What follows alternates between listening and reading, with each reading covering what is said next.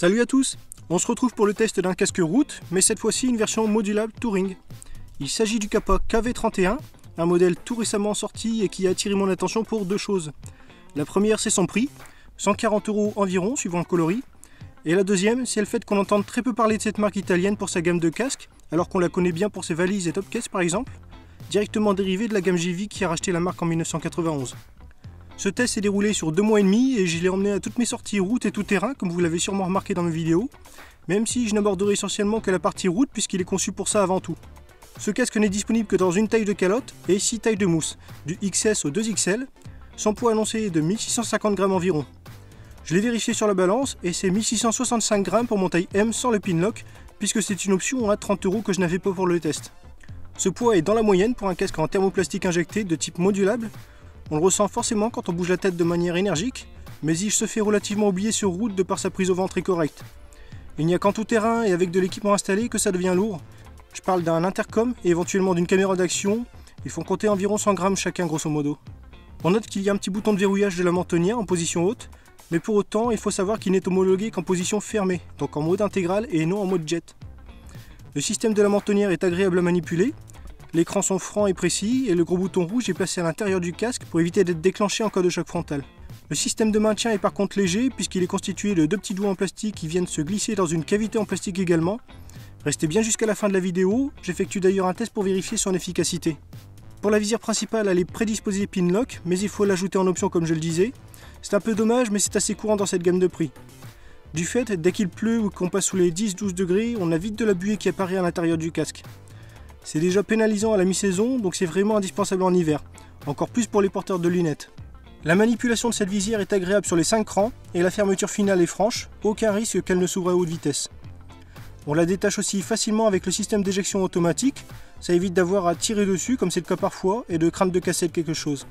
Il suffit d'appuyer sur le levier de chaque côté. Le champ de vision qu'elle procure est très satisfaisant, dans la moyenne haute pour un casque route. On n'est pas très loin des casques aventure, ça n'a pas beaucoup changé mes habitudes du fait. Quant à la visière solaire, le mécanisme se manipule bien avec les gants, il est juste un peu dur pour la baisser mais il fonctionne bien pour la relever. C'est un peu sensible à la poussière comme c'est le cas bien souvent après une sortie tout terrain poussiéreuse, mais ça va mieux après un nettoyage à l'eau. Cette visière descend parfaitement devant mes yeux et ça c'est loin d'être toujours aussi bien sur les casques que j'ai pu essayer. Il y a d'ailleurs une belle marge pour ne pas qu'elle vous touche le nez et quand bien même, elle ne coupe pas du tout. Pour les ventilations, elles font assez cheap à manipuler, mais c'est surtout le cas pour celle de l'avant du casque. Quand je l'ai réceptionnée, elle se mettait très facilement de travers si je ne la poussais pas en plein centre.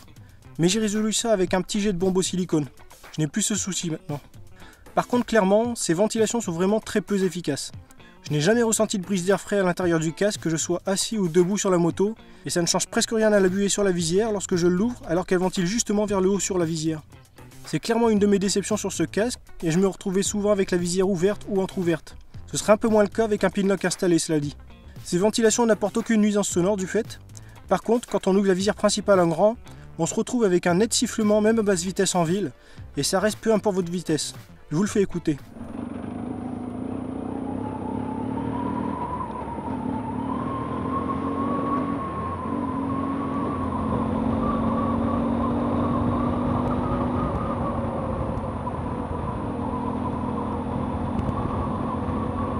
Voilà, ça n'aurait pas été très pénalisant à partir de 60-70 km/h, mais là, même en ville, on l'entend fort, donc pour le coup, c'est un vrai défaut.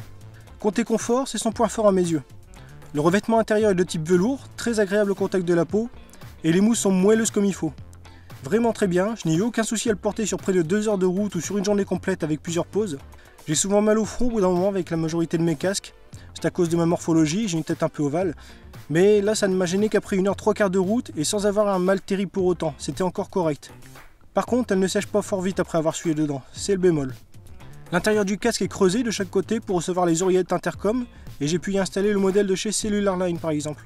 Ça passe le temps pour écouter de la musique et c'est pratique pour rester joignable à tout moment. Parlons d'ailleurs un peu du côté modulable d'un casque.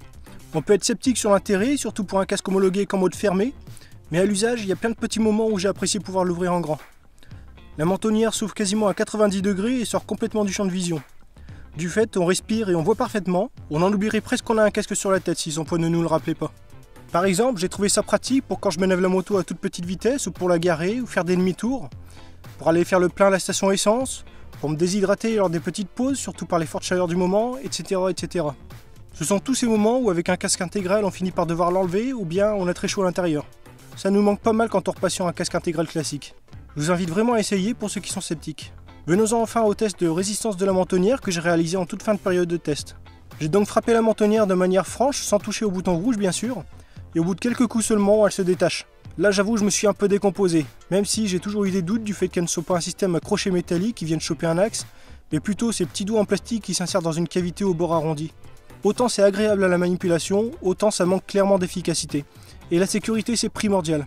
En conclusion, j'avais de base un bilan mitigé mais relativement correct à en faire pour un casque de ce tarif. Mais après ça j'ai vite changé d'avis. On ne joue pas avec la sécurité et j'ai même décidé à titre personnel de ne plus l'utiliser. Alors attention, ce n'est pas non plus un casque dangereux, il y a l'homologation européenne d'un casque intégral qu'on s'entende bien. Mais si je devais choisir un casque modulable à l'avenir, ce n'est pas le type de système que je choisirais. Regardez bien en magasin ce qui se fait et n'hésitez pas à tester un peu sa résistance si le vendeur vous le permet. Je suis certain que ce n'est pas un cas isolé. Sur ce, n'hésitez pas à laisser vos remarques et vos questions en commentaire. Et moi je vous dis à très bientôt pour une prochaine vidéo. Allez, salut!